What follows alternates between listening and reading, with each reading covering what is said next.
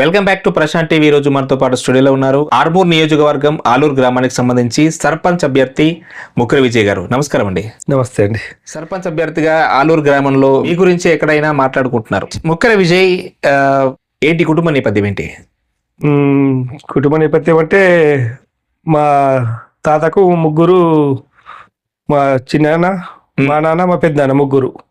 వాళ్ళు నడిపి మా నాన్న నడిపోయినాయి.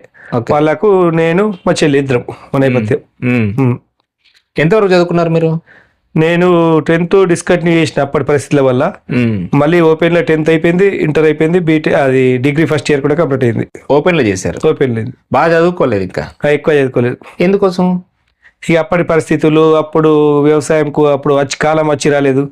ఎందుకంటే అప్పుడు మొత్తం కరువు కాలం ఉంటుండే. అప్పుడు పరిస్థితులు రైతులకు చాలా ఘోరంగా ఉంటుండే. ఆ పరిస్థితుల వల్ల అప్పుడు బంద్ చేయాల్సి వచ్చింది. ఎక్కువ చదువుకోలేకపోయారు? ఎక్కువ అంటే ఇంటర్ కంప్లీట్ చేసిన, డిగ్రీ కూడా ఫస్ట్ ఇయర్ అయిపోయింది. కాంగ్రెస్ పార్టీలో మీరు ఈరోజు పార్టీకి సేవ చేస్తూ ప్రజలకు కూడా సేవ చేస్తున్నారు. అసలు రాజకీయాలకు రావాలన్న ఆలోచన ఎప్పుడు వచ్చింది, ఎందుకు వచ్చింది? రాజకీయకు రావాలన్న ఆలోచన ఎప్పుడు వచ్చిందంటే, ఇంతకుముందు మా అన్నయ్య లాంటి వ్యక్తి ఏమన్నాడు, తమ్మి నువ్వు ఆల్రెడీ సామాజిక సేవ చేస్తున్నావు, నీకు గవర్నమెంట్ సపోర్ట్ ఉందనుకో ఇంకెక్కువ చేయగలుగుతావు, కాబట్టి నువ్వు రాజకీయంలోకి రా. రాజకీయం అయితే ఇప్పుడు ఏమైతే ఇట్లా సొంత పైసలు పెడతావు, గవర్నమెంట్ పైసలు వస్తాయి, ప్లస్ అన్ని విధాలుగా ఏదన్నా వేరే ఊరికి ఫండ్ కూడా డైవర్ట్ చేసుకునే ఛాయిస్ ఉంటుంది నువ్వు ఒక లీడర్ అయితే అని చెప్పడం వల్ల ఆ విధంగా అభివృద్ధి చేయాలనే ఉద్దేశంతో రాజకీయాల్లోకి రావడం జరిగింది. అయితే మీరు యుక్త వయసులో ఉన్నప్పుడే యూత్ కూడా ఏర్పాటు చేశారన్నారు. ఏంటి యూత్ ఏంటి? నేను మా ఫ్రెండ్ అందరం కలిపి మా కర్షక యూత్ అని ఒకటి స్థాపించినాము. 16 మంది ఉంటారు, అది ఇప్పటికీ అలాగే కంటిన్యూ అవుతుంది. దాని ద్వారా మేము చాలా సామాజిక సేవా కార్యక్రమాలు చేశాము. ఈ సేవా కార్యక్రమాల ద్వారా ప్రజల మనసుల్లో కూడా మంచి స్థాయిని సంపాదించుకున్నారు. ఈరోజు సర్పంచ్గా మీరు పోటీ చేస్తున్న విషయంలో గ్రామ ప్రజలంతా మా ముక్కిరి విజయ్ మాకు సర్పంచ్గా వస్తే మాకు ఎంతో మేలు జరుగుతుందని చెప్పేసి మాట్లాడుకుంటున్నారు. ఈ విషయంలో ఒక సర్వే ఏంటంటే, మీ గ్రామంలో కొంతమందికి ఒక పాపని బాలసిద్ధానికి పంపించడం, ఒక పాపను దత్తత తీసుకొని ఎంత చదువుకుంటే అంత చదివిపిస్తా అంట అనడం, తర్వాత భర్త చనిపోయిన ఒక అమ్మాయికి ఫ్యామిలీ ఉందని చెప్పేసి 1 లక్ష రూపాయలతో సొంతంగా ఇంటి నిర్మాణం చేయడం, ఒక యువకుడికి స్టడీ చేయించడం, ఈరోజు ఆయన బీటెక్లో 4 లక్షల సంవత్సరిక ఆదాయంతో. అసలు ఏంటి ఇవన్నీ వివరాలు సార్ మీ మాటలో చెప్పండి. మేమంటే అది ఏ విధంగా జరిగిందంటే, మా క్లాస్మేట్ అతను చనిపోయాడు, అతనికి 2 కుమారులు, పాపం ఇల్లు లేదు. ఇక నా వంతు సాయంతో ఒక చిన్న రూము, ఇక దాన్ని ఇల్లు అనుకుంది ఎక్కడికి వాళ్ళకు ఉండతందుకు ఒక ఆవాసము కల్పించాను. అలాగే ఇంకొకతను సర్వసమాజమే పెద్ద మనిషి చేసినప్పుడు మల్లయ్య అని చెప్పి అతను పెద్ద మనిషి, తన పాపం ఇప్పటికీ ఆ పూరి గుడిసెలే ఉండే 7-8 సంవత్సరాల కిందట. కరెంట్ కూడా ఇవ్వలేడు తన. లాస్ట్ చరమాంకం ఇంకో 10 ఏళ్ళు ఉంటాడంగా మేము ఏం చేసినా, తనకి ఏదైనా వేయాలని చెప్పి తనకు ఒక రూమ్ వేసి ఇచ్చి ఫ్యాను కరెంట్ పెట్టినా. నాకు జీవితంలో ఫుల్ హ్యాపీ, అదైతే సంతోషంగా ఉన్నది.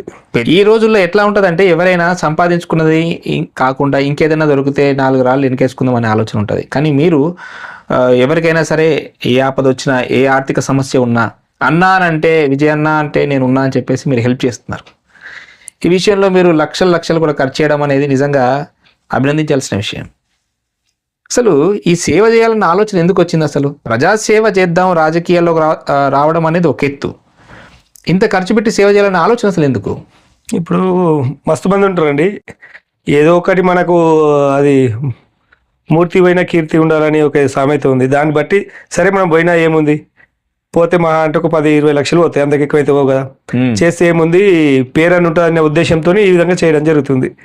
నలుగురికి ఉపయోగపడతాం, వాళ్ళు ఇంకో నలుగురికి ఉపయోగపడాలని ఆశిస్తున్నాం, కాబట్టి అందుకే సేవ చేయాలనుకుంటున్నాం. రాజకీయాల్లోకి వచ్చి నేను సురేష్ రెడ్డి గారు ఉన్నప్పుడు యూత్ కాంగ్రెస్ ప్రెసిడెంట్ చేసిన, స్పీకర్గా ఉన్నప్పుడు.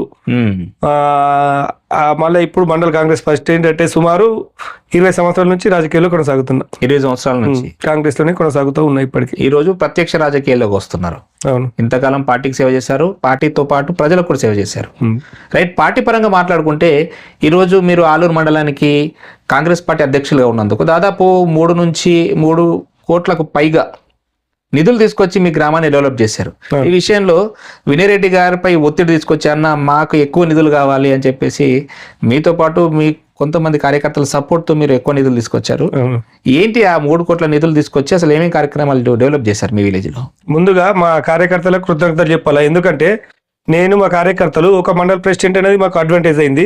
ఎందుకంటే ఫండ్ వేయాలన్నప్పుడు మా మండల ప్రెసిడెంట్లకు మా వినయ్ అన్న చెప్తాడు, అప్పుడు మన చేతిలో ఉంటుంది, వినయ్ అన్న చేతిలో ఉంటుంది, కాబట్టి మాకు కొంచెం ఎక్కువ మొత్తం ఇచ్చిండు. ముఖ్యంగా ఏమైందంటే మా గ్రామీణంలో అంటే లేని వారు చాలా ఉండడం వల్ల వాళ్ళకి ఏదైనా చిన్న చిన్న జబ్బులు వచ్చిన ఆర్మూర్కు, నిజామాబాద్కు, ప్రైవేట్ హాస్పిటల్కు పోవడం జరుగుతుంది. వాళ్ళ కొరకు 1,43,00,000తోని ఒక ఆసుపత్రి నిర్మాణం చేపట్టినాం. ఆల్రెడీ మీకు చూపించాను, అది ఆల్రెడీ పూర్తి కావస్తుంది. 30 పడకల ఆసుపత్రి. ఏదైనా డెలివరీ కానీ మామూలుగా చిన్న ఆపరేషన్ల కాడికించి అక్కడనే జరుగుతాయి. ఇక 10 నాకు తెలిసి మేబీ 3 నెలల పూర్తి అవుతుంది. ఓకే. అలాగే ఒక మహిళలకు కింది నుంచి పై దాకా వాళ్ళకి చాలా ఇబ్బంది ఉంది. మహిళా సంఘం వాళ్ళకు వాళ్ళు రావాలంటే కిలోమీటర్ అవుతుంది, 1 కిలోమీటర్ పైబడి ఉంది. అందుకే వాళ్ళ కోసం ఏం చేసినాము, ఒక మధ్యలో మహిళా సంఘ భవన నిర్మాణం ఆల్రెడీ కొనసాగుతుంది. అది ఒక 4 months కంప్లీట్ అవుతుంది. దానికి ఎంత నిధులు కేటాయించారు? 20 లక్షలు. 20 లక్షలు.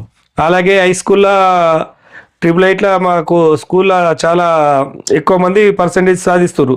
పోయినసారి ఉత్తమ రాష్ట్ర అవార్డు కూడా తీసుకోవడం జరిగింది స్కూల్ రేవంత్ రెడ్డి చేతుల మీదుగా. కాబట్టి హై స్కూల్లో రూములు ఉన్నాయని చెప్పి మాకు స్టూడెంట్స్ సార్లు అడగగానే 25 లక్షలతోని మళ్ళీ 2 రూములు, 10 లక్షలతోని రిపేర్ ఖర్చులు, అవి కూడా ఆల్రెడీ పనులు చాలా అయిపోయినాయి, రిపేర్లు అయిపోయినాయి. స్కూల్ భవన నిర్మాణ పనులు కూడా ఫిల్డర్స్ వేస్తారు ఇవాళ. తర్వాత 50 లక్షలతోని ఇంద్రమ్మ కాలనీలో, ఎస్సీ కాలనీలో, గోసంగి కాలంలో సీసీలు, డ్రైనేజీలు ఆల్రెడీ 60% అయిపోయింది, ఇంకా 40% ఉన్నాయి. అలాగే మలయ గుడికి 4 లక్షల రూపాయలతో ఒక కిచెన్ షెడ్, శివలింగ కాడ శుక్రవారం దేవుడు అంటారు మా ఊర్లో ఫేమస్, అది అక్కడ 4 లక్షలతో అక్కడ ఒకటే చేయడం జరిగింది. డంపింగ్ యార్డ్ గురించి కూడా మీరు ప్రత్యేక చొరవ తీసుకున్నారు అంటారు. డంపింగ్ యార్డ్ అండి, ఎందుకంటే పెద్ద ఊరు కాబట్టి వేస్టేజ్ బగ్గొస్తుంది. అది 36 లక్షలతోని అది వచ్చింది ప్రొసీడింగ్ కాపీలు మొన్ననే. అది పని చాలా అవుతుంది నాకు తెలిసి, మేబీ ఎలక్షన్ తర్వాత కోడ్ ఉంది కాబట్టి ఎలక్షన్ తర్వాత పని కూడా చాలా చేయడం జరుగుతుంది. విజయ్ గారు, మీరు ఒక రైతు అయ్యుండి కూడా రైతుల కోసము మద్దతు ధర గురించి కూడా మీరు పాదయాత్ర చేశారు. ఏంటి ఆ విశేషాలు ఏంటి అసలు? అది చాలాసార్లు ఇష్టమండి. పసుపు రేటు పెరగాలని, మక్కలకు మార్క్ ఫేడ్ అప్పుడు కొనాలని, పసుపు బోర్డు ఏర్పడేయాలని అన్వేషణతోని, మళ్ళా ప్లస్ యాదగౌడనతోని పాదయాత్ర అయితే మందిర్ నుంచి హందాపూర్, మగ్గిడి, సుర్బియాల్, పత్తేపూర్ మీదుగా పిప్రి దాకా కొనసాగింది. మళ్ళీ ఇటు మోర్తర్ సైడ్ చేయడం జరిగింది. మళ్ళా చాలా సార్లు జైలు కూడా వెళ్ళడం జరిగింది రైతుల గురించి, ధర్నాలు. రైతుల గురించి జైలు కూడా వెళ్ళారు. రైతుగా మీరు ఈ విషయంలో మీరు ప్రభుత్వంలో ఏమైనా కదలిక తీసుకొచ్చారా మరి? అప్పుడు అసెంబ్లీలో కేసీఆర్ గారు మేము అప్పుడు చేసిన ధర్నప్పుడు అన్వేష్ రెడ్డి పేరు అసెంబ్లీలో ప్రస్తావించిండు. మీ పేరు? మా పేరు కదండి, అన్వేషణ పేరు. ఇది ఈ విషయం గురించి ధర్నాల గురించి మేము అలా వెనక బ్యాక్గ్రౌండ్ లో మేము ఉండి పనిచేసినాం. రైతులకు ప్రభుత్వం చేస్తున్న విషయంలో మీ కృషి కూడా చాలా ఉందని చెప్పేసి అక్కడ రైతులు మాట్లాడుకుంటే ఈ విషయం కూడా మా దృష్టికి వచ్చింది. రైట్. ఇంకోటి ఏంటంటే మీరు బాలసదన్ కూడా ఒక అమ్మాయిని పంపించి చదివించారంటున్నారు. ఆ పాప గురించి ఏంటి? ఆ పాప ఏంటంటే రోడ్ మీద రోజు అడుక్కుంటే ఏమైపోయింది, వాళ్ళ డాడీ రోజు వచ్చి సాయంత్రము ఆమె అడుక్కున్న డబ్బులు ఆమె ప్లాస్టిక్ ఏరుకున్నంత తీసుకుపోయి వసూలు చేసుకుని ఆమెను అక్కడనే ఆలూరు నుంచి డోర్ చేస్తుండే. ఒకరోజు నైట్ ఆమెను చూసి ఆమెకు భోజనం చేపించి తెల్లారిన దాకా సెక్యూరిటీ ఉంచి తెల్లారి బలసదనకు పంపించిన. ఇప్పటికీ ఆమెని బలసదనకు పోయి నుంచి ఒక 6-7 సార్లు పోయి ఆమెకు పండుగలకు బట్టలు కానీ ఉత్తప్పుడు స్వీట్స్ కూడా ఇచ్చి రావడం జరుగుతుంది. ఇప్పటికీ వాళ్ళ అమ్మ నాన్న ఎవరు ఆమె దగ్గరికి వస్తలేరు, నేనే ప్రతిసారి పోయి చూసేస్తానండి. ఫుడ్ డొనేషన్ కూడా మీరు ఏర్పాటు చేస్తాం. ఏంటి ఆ ఫుడ్ డొనేషన్ వివరాలు ఏంటి? మాది ఫుడ్ బ్యాంక్ ఉంటుంది అని చెప్పి మా చంటి నవీన్ అని చెప్పి ఫౌండరు, అది ప్రతి రోజు నడుస్తుంది. ఇప్పటికీ 20 లక్షలు దాటిన కూడా సుమారు దాంట్లో బోన్ చేసింది మామూలుగా లెక్క వేస్తే. కరోనా కాలంలో కూడా చాలా విపరీతంగా ఎవరు నిరాశలకు రోడ్ మీద వాళ్ళకి ఎవరు పెట్టకపోతున్నాయి కదా, మేము ఆడ కలెక్టర్ గ్రౌండ్ లో రౌండ్స్ గీసి అక్కడక్కడ కూర్చోబెట్టి ప్రతిరోజు వాళ్ళకు అన్నదానం చేయడం జరిగింది. ఆ విధంగా ప్రతిసారి ఫుడ్ బ్యాంకు మళ్ళీ ప్రతి పండుగకు, సంక్రాంతికి, దీపావళికి మన ఇంట్లో ఏవైతే వేసుకుంటామో అవి చేయించేసి వాళ్ళకు ఇస్తాము. అలాగే చలికాలము మేము ఫుడ్ బ్యాంకు ద్వారా మా ద్వారా రగ్గులు కూడా పంపించేస్తాము. ఆ, మనం ఇంట్లో ఏ ఫెస్టివల్ చేసుకుంటే ఎట్లుండో వాళ్ళకు ప్రతి ఫెస్టివల్ వాళ్ళకి ఆ విధంగా చేస్తాం మేము. ఏర్పాటు చేస్తారా? దసరాకు బట్టలు కూడా కొనిస్తాం రోడ్ మీద నిరాశ్రులందరికీ. ఒకసారి మీ ఆలూరు గ్రామం కూడా 365 రోజులకు సరిపడా 365 రైస్ బ్యాగులు కూడా మీరు ఫుడ్ బ్యాంక్ కి డొనేట్ చేశారన్నారు మీ ఆధ్వర్యంలో, నిజమేనా అది? మా ఫ్రెండ్స్ మా ఆలూరు గ్రామస్తులు అంతా కలిపి 305 కండి 700 2 years కలిపోయేంత 2 సంవత్సరాలకు 730-40 బ్యాగులు మేము ఇచ్చామండి. 2 years ప్రతిరోజు 25 కిలోల కాడికి మా ఆలూరు మా ఫ్రెండ్స్ సహకారంతో ఇచ్చిన రైస్ బ్యాగుల ద్వారానే అక్కడ భోజనం నడిచింది. మీరు కారులో ఎటు ప్రయాణం చేసినా ఎవరికే సమస్య వచ్చినా కానీ ఈ చలికాలంలో రగ్గులు పంపిణీ కార్యక్రమం కావచ్చు. అయితే ఒక సందర్భంలో ఒక మహిళకి నిర్భాగ్యురాలకి ఆమెకు చేతు కూడా ఏదో ఫ్రాక్చర్ అయినప్పుడు మతి స్థిమితం కోల్పోయిన విషయంలో మీరు కూడా ఆమెకు హాస్పిటల్ ట్రీట్మెంట్ ఇప్పించారంట కదా? అవునండి. ఏ విధంగా అంటే ఆమె ఇంతకుముందు నర్స్ పని చేసిందట. ఇక అది ఏ విధంగానో అది మత్తుకు ఎడాక్ట్ అయిపోయి ఆమెకు వచ్చేమో ఆరోగ్యం ఖరాబ్ అయిపోయింది. ఇక రోడ్ పనువంగా ఆమె చేతు గుద్దిరు, ఫ్రాక్చర్ అయిపోయింది. ఫ్రాక్చర్ కావడం వల్ల ఏం జరిగింది అంటే ఆమె బుక్ అంతా బయటకు వచ్చి నొప్పితో బగ్గా వస్తాడుతుంది. ఇక మేము రోడ్ బొంగ చూసి అది తీసుకొచ్చి ఆర్మూర్ హాస్పిటల్ అని ఉంటది మా సాగర్ అన్న వల్ల అల్లుడిది, ఆయన ట్రీట్మెంట్ మొత్తం ఫ్రీగా చేయడం జరిగింది. ఓన్లీ ఒక మెడికల్ ఖర్చులు ఆ ఖర్చు అంటే ఒక 40,000 దాకా అయినాయి. అవి నేను పే చేసిన. మాయిగా అది అయిపోయిన తర్వాత జాబ్ చేసుకుంటే తిరుగుతుంది. మరో విషయం ఏంటంటే మీరు పెద్దగా చదువుకోకపోయినా చదువు విలువ తెలిసిన మీరు గ్రామంలో ఉన్నటువంటి హై స్కూల్లో 10వ తరగతి పిల్లలకి ప్రతి సంవత్సరం ప్రోత్సాహాల కింద డబ్బులు ఇస్తూ ఉంటారు. మీరు 888 సీట్ సాధించాలి, 888లో వస్తే మీ జీవితం బాగుపడుతుంది అని చెప్పేసి. అయితే ఒక క్రమంలో ఒక వ్యక్తికి చదువుకోవాలని ఉండి కూడా ఆయన దగ్గర డబ్బు లేకపోతే మీరు సాఫ్ట్వేర్ ఇంజనీర్ వరకు అయ్యేంత వరకు మీరు డబ్బు పెట్టి మరీ చదివించారు. ఆయన ఈరోజు ఒక ప్రయోజకుడు అయ్యాడు. ఆయన వివరాలు ఏంటి అసలు? ఆయన శ్రీనివాస్ అని చెప్పి మా గురువు గారు. ఆయన కొంచెం ఆర్థికంగా నష్టపోవడం వల్ల ఇల్లు గినంతా అమ్మేసుకున్నాడు. చాలా ఇబ్బందులే ఉంటే ఆ విషయం నా దృష్టికి వచ్చింది. వస్తే వాళ్ళ అబ్బాయిని టేకప్ చేసుకొని ఇంటర్ నుంచి బీటెక్ చదివించాను. అతను ఇప్పుడు 4 lakhs ప్యాకేజీ ఇయర్లీ. ఆ విధంగా ఇప్పుడు సెట్ అయ్యేతను నడిపించుకుంటుండు, జాబ్ చేస్తుండు చాలా హ్యాపీగాను. నాకు ఫుల్ సంతోషం అనిపిస్తుంది. ఇటు పోతే ఈ స్టడీయే కాకుండా స్పోర్ట్స్ విషయంలో కూడా మీరు చాలా ఎంకరేజ్ చేస్తారు. హై స్కూల్లో చాలా మటుకు పిల్లలకి స్పోర్ట్స్ డ్రెస్సెస్ కావచ్చు, వాటికి సంబంధించిన వసతులు కావచ్చు, ఇవన్నీ చేపిస్తూ ఉంటారు. ఎంత ఖర్చు చేశారు ఇప్పటికి పిల్లల కోసం? ఏ డబ్బు ఏముందని ఖర్చు లెక్క రాదు, కానీ ఎంతో కొంత మనకు తోచినంత వాళ్ళకి వేస్తున్నాము. వాళ్ళకి ఏంటంటే నగదు పారితోషికం ఇచ్చినాం అనుకో, క్లాస్ 1, 2 అని చెప్పి ఉత్సాహంగా వాళ్ళు చదువుతారు. ఆ చదవడం వాళ్ళకి ట్రిపుల్ ఇప్పుడు సరే 10 మందికి వచ్చినాయి, అంతకుముందు 6 వచ్చినాయి, 8 మందికి వచ్చినాయి. అట్లా ఆ విధంగా సీట్లు వస్తున్నాయి. వాళ్ళకి 6 సంవత్సరాలు ఫ్రీ ఎడ్యుకేషన్ అవుతుంది. అప్పుడు ఒక జాబ్తో బయటకు వెళ్తే సంతోషంగా ఉంటుందని చెప్పి ఆ విధంగా ప్రోత్సహించడం జరుగుతుంది. ఇదంతా బాగానే ఉంది.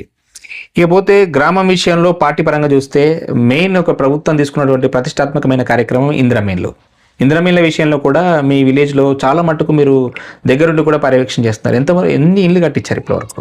ఇప్పటికి మాకు 101 శాంక్షన్ ఇచ్చినాయి. 66 ఆల్రెడీ పనులు నడుస్తున్నాయి. 4 లక్షలకు 10-15 మందికి వచ్చి ఉంటాయి. 2 లక్షలు వచ్చినాయి. 1 లక్ష వచ్చిన వాళ్ళు అయితే ఆల్మోస్ట్ 50-55 మంది దాకా ఉంటారు. అదైతే ఇంద్రం బిల్లు చాలా సంతోషంగా ఉంది. నా కోరిక ఏంటంటే ఇంకా కాంగ్రెస్ ఉన్నోళ్ళు ప్రతి సంవత్సరం నాకు ఆలూరుకి 100 ఇళ్ళు వస్తాయండి. ప్రతి సంవత్సరం మొత్తం మీద ఆల్మోస్ట్ ఆలూరులో ప్రతి కూన ఇల్లు లేకుండా చూడాలన్నది నా కోరిక. ఇంకా అవసరమైతే మా రేవంత్ అన్నగిన ఆలూరుకి వచ్చే ఛాయిస్ ఉంటే, ఎందుకంటే మా ఆల్మోస్ట్ రాష్ట్రంలో సెకండ్ నడుతుంది ఇంద్రమిల్లలో. ఆ విధంగా వచ్చినాను. కొంతమందికి ప్లాట్ లేని వాళ్ళు కూడా ఉన్నారు. మేబీ పాసిబుల్ అయితే ఈ సిటీలో ఎట్లయితే ఇప్పుడు అపార్ట్మెంట్స్ కల్చర్ ఆ విధంగా చేసిస్తే బాగుండని చెప్పి నేను కోరుకుంటున్నా. మరి అది ఎంతవరకు నెరవేరుతుంది అన్నది ముందుండి చూద్దాం. మీరు సర్పంచ్ అయితే ఆ కళ, ప్రజల కళ, మీ కళ నెరవేరుస్తారు అయితే అనుకుంటున్నాండి ఇక్క మట్టుకైతే. ఎందుకంటే ఏదైతే టార్గెట్ రీచ్ అవుతారో ముఖ్యమంత్రి కూడా ప్రోత్సహిస్తారు. ఆల్రెడీ ఇంతకుముందు ఎలక్షన్ కు బిఫోర్ రేవంత్ అన్న కూడా ఆలూరుకి వచ్చిండ్రు. మొన్న మీనాక్షి నటరాజన్ మా ఇంటికి వచ్చి ఒక రోజు రాత్రి నిద్ర చేసి వెళ్ళిపోయారు. పల్లె నిద్రలో భాగంగా మహేష్ అన్న కూడా వచ్చిండు. ఇక మా వినయ్ అన్న ప్రోద్బలంతో ఆల్మోస్ట్ మేము అనుకున్నది సాధించగలుగుతా అని చెప్పి అనుకుంటున్నా. మీ గ్రామ ప్రజలు మీకే ఎందుకు ఓటేయాలి అసలు? మరి గ్రామ ప్రజలకు తెలుసండి ఎవరు పని చేస్తారా, ఎవరు పని చేయరు అన్నది. ఇప్పుడు ఎక్కడో వేరేళ్ళు వచ్చి పోటీ చేస్తేనే ఒక వారంలో తెలుసుకుంటారు సోషల్ మీడియా ద్వారా. నేను పుట్టి పెరిగి 42 సంవత్సరాలు అవుతుంది అక్కడ. నా క్యారెక్టర్ ఏందో వాళ్ళకి తెలుసు. వీడు ఇప్పుడు పోటీ చేసేటప్పుడు వస్తుండా, వస్తప్పుడు నా దగ్గరికి వచ్చిర్రా నేను వాళ్ళు ఒక కాల్ చేస్తే వాళ్ళ దగ్గరికి వెళ్ళి పనిచేసేవాడిని. మా ప్రజలు ఆపూర్త గ్రహిస్తారు, నాకు బంపర్ మెజారిటీతో నాకు సర్పంచ్ గెలిపిస్తారని ఆశిస్తున్నా. ఫైనల్గా మీరు ఈ ఇంటర్వ్యూ ద్వారా మీ గ్రామ ప్రజలకి ఏం చెప్పాలనుకుంటున్నారు?